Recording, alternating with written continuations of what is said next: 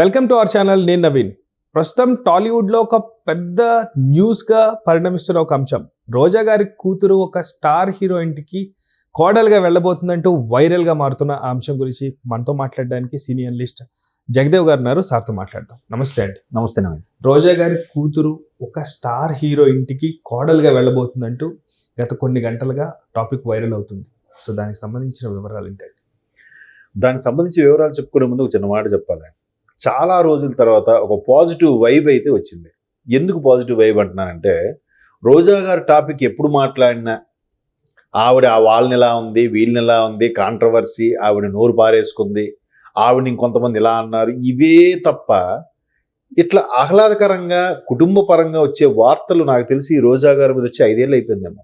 ఆవిడ ఎప్పుడైతే వైసీపీలోకి వెళ్ళి 2019లో గెలిచి వైసీపీ మంత్రి అయ్యారో, ఆ తర్వాత ఆవిడ కూడా చాలా దారుణంగా మాట్లాడారు చాలా సందర్భాల్లో.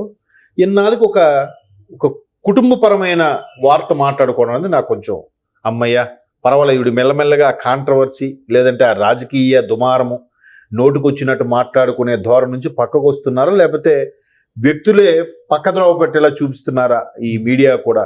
సోషల్ మీడియా ఎవరిని ఎప్పుడు లేపేస్తుందో ఎవరిని పడగొట్టేస్తుందో తెలియదు. సో ఎట్టకేలకు ఆవిడ ఒక కార్యక్రమంలో ఇట్లా మీనా గారు అమ్మాయి హీరోయిన్గా వస్తుందంట, రోజా గారు మీ అమ్మాయి కూడా హీరోయిన్గా ఎప్పుడు చేస్తారు అని అడిగిన దానికి నేనేమి ఆమెను చేయాలనుకోవట్లేదు, మా అభిప్రాయాల్ని, తల్లిదండ్రుల అభిప్రాయాల్ని పిల్లల మీద రుద్దాలనుకోవట్లేదు అని చెప్తూనే, ఆమె పేరు వాళ్ళ అమ్మాయి కూడా చాలా బాగుంది, అసలు హీరోయిన్ కంటెంట్ ఉన్న ఫేసే. సో అంశుమాలిక ఏదో ఆమె పేరు, అంశుమాలిక ఏదో సంథింగ్, అంశుమాలిక సెల్వరాజ్ అని ఏదో ఉంటుంది, ఎందుకు తండ్రి పేరు పెట్టుకుంటారు కాబట్టి.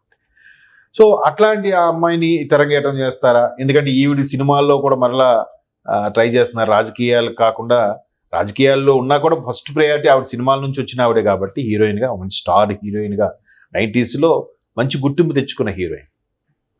అండ్ మోరో రోజా గారు మీనా గారు కాంబోలో చాలా సినిమాలు వచ్చాయి, ఇద్దరు పోటాపోటీగా యాక్ట్ చేయడం, డ్యాన్స్ చేయడం.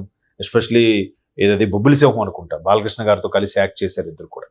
సో అటువంటి మీనా గారు అమ్మాయి కూడా తెరంగేటం చేస్తుంది. మీ అమ్మాయి ఎప్పుడైనా అడిగిన సందర్భంలో ఆ అమ్మాయి అసలు ఇటువైపు లేదు. ఇద్దరు భర్త దర్శకుడు, నేను నటి అయినప్పటికి కూడా ఈ భావజాలం వాళ్ళలో లేదు.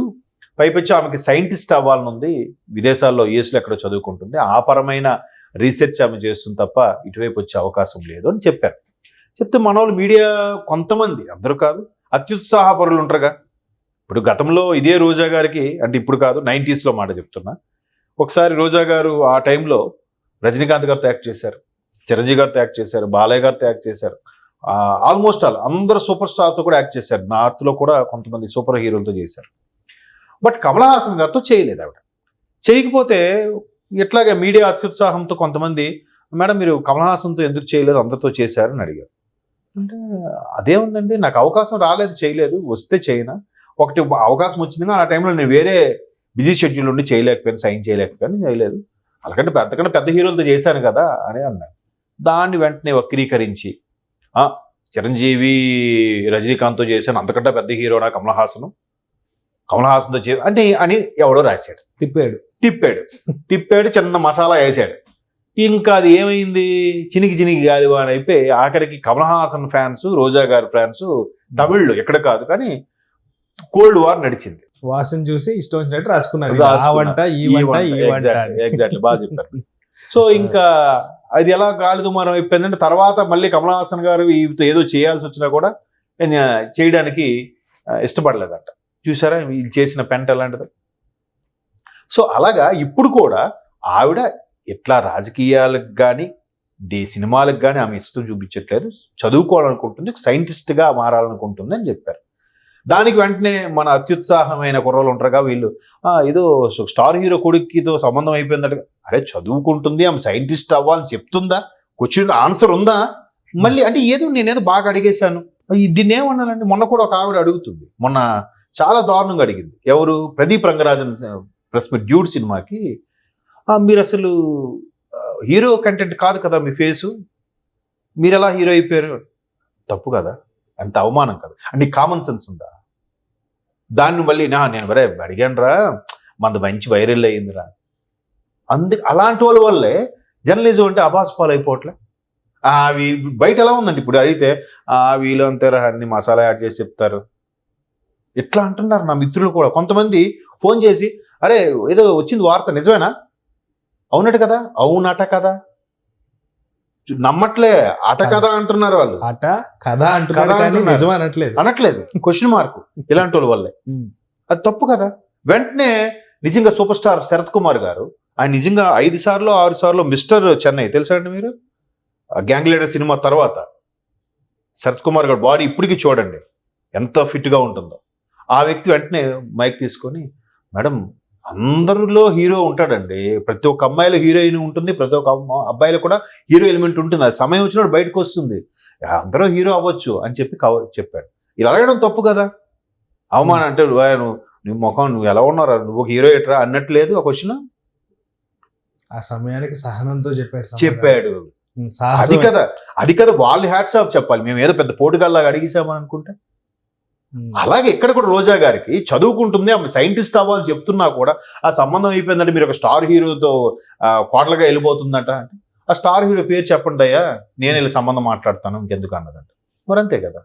మన కృష్ణవంశీ గారికి కూడా ఒక మిత్రుడు అంటే ఎటకారంగా అడిగాడులేండి, అంటే వచ్చిన వార్తల మీద అడిగి ఏంటి రమ్య గారు మీరు ఎప్పుడు విడిపోతున్నారు, ఎప్పుడు విడాకులు అని అంటే అదే ఎక్కడ ఆ డేట్ ఏదో చెప్తే ఆ లాయర్ ఏదో ఆయనే పెట్టుకుంటాను, ఎవడైతే రాశాడో ఆయనే లాయర్గా పెట్టుకుంటాను అన్నాడు ఈ ఎటకారంగా.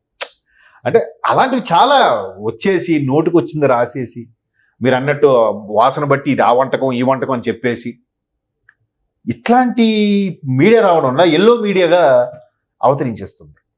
పిచ్చి పిచ్చి అంటే నేను బాగా అడిగాను సుమా, ఇంకో ఆయన పెద్ద ఆయన ఉంటాడు, ఆయన అయితే మరీ దారుణంగా ఇప్పుడు పాత్రగా చూడాలి సినిమాల్లో, అక్కడ ఆ పాత్ర ఎందుకు పెట్టాడు, అలాంటి కూడా ఉండడే ఎందుకు లేరు. ప్రతి జాతిలోనూ వెధవలు ఉన్నారు, ప్రతి జాతిలో మంచి వాళ్ళు ఉన్నారు, సామాజిక వర్గం ప్రతి మతంలో వెధవలు ఉన్నారు, ప్రతి మతంలో దుర్మార్గులు ఉన్నారు. పర్సంటేజ్ తేడా, కొన్ని మతాల్లో దుర్మార్గులు ఎక్కువ ఉంటారు, మంచి వాళ్ళు తక్కువ ఉంటారు. సో ప్రతి దగ్గర ఉన్నారు. ఆ వాడాలంటోడు కాదే ఎలా చేశాడు అని అంటే కొంతమంది దుర్మార్గులే కలిసి మతాన్ని పెడతారు, అది కూడా ఉంది. వాళ్ళు మతాలు పెడతారు, ఆశ్రమాలు కూడా పెడతారు, అభిమతం అది వాళ్ళ అభిమతమే. సో నువ్వు జర్నలిజంలో ఇన్నేళ్ళగా ఉంటే అదేం క్వశ్చన్ అది. అక్కడ కంటెంట్ తీసుకో, మంచిగా ఉండే ముసుగులో ఏదో పనులు చేసేవాళ్ళు లేరా, అది అక్కడ చూపిస్తే నీ పెద్ద నేను ఏదో అడిగేశాను నాకు మంచి వైరల్ అయిపోయిందని ఫీల్ అయితే ఏం చెప్తాం. సో ఇప్పుడు రోజా గారు అమ్మాయి కాన్సెప్ట్ కూడా ఆ క్వశ్చన్లో ఆన్సర్ ఉంది.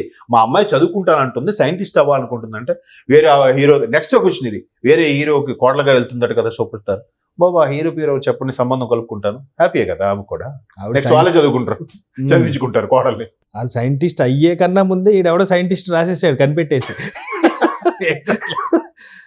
సో ఇట్లాంటివి ఉంటే వాళ్ళు నవ్వుకుంటే ఇలాంటివి పర్వాలేదండి, మరి వాళ్ళు ఏదో అబ్యూజ్ చేసేలా కాకుండా పర్సనల్ గా ఇవి బాగానే. Thank you sir, thank you so much.